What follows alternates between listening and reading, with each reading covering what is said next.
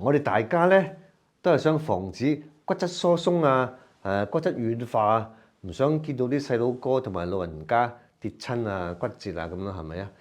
咁啊，究竟啲維生素同埋礦物質係點樣幫助我哋維持骨同埋啲牙齒啊咁嘅健康嘅咧嚇？今次咧嗱，我同你講下維他命 D 啊、K2 啊、同埋礦物質，即係鈣同埋磷啊呢個鐵三角啊。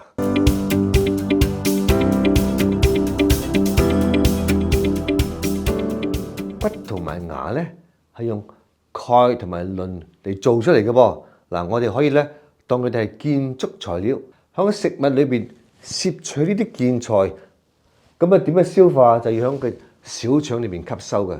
咁然之後咧再輸送去翻血液裏邊，等身體利用噃。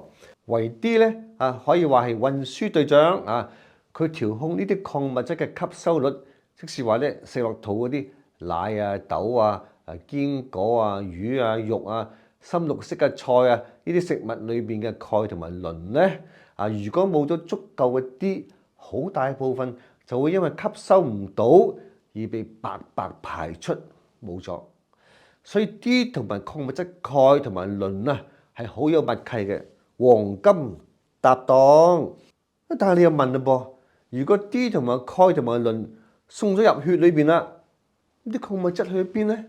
如果 D 係運輸隊長咧，咁樣 K2 咧就係一位好聰明嘅導航員啦。佢係將呢啲建築材料好準確咁送到應該去嘅工地，即係我哋啲骨頭啊、牙齒啊，而唔係誤闖到唔該堆積嘅地方。咁即係邊咧？血管壁增加血管硬化風險，或者去到軟組織造成骨折退化。鈣同埋磷咧係我哋骨同埋牙嘅建材 ，D 咧係調節吸收嘅量 ，K2 咧就將佢哋帶去應該去嘅地方，所以佢哋合作咧係天衣無縫嘅。咁豐富 D 嘅食物有咩咧？蛋黃啦、深海肥魚啦、蘑菇啦。咁 K2 咧，納豆啦、發酵食物啦、蛋黃啦、牛奶啦、深綠色嘅蔬菜啦。相信大家而家咧已經好清楚維他命 D 呢個陽光維生素對骨骼嘅重要啦。但係疫情過咗之後咧我就知道好多人咧都不再重視這個維生素啦。哎呀，咁因為大部分日子都陽光普照啦嘛，係咪啊？咁我哋就應該已經吸收夠啦，係咪啊？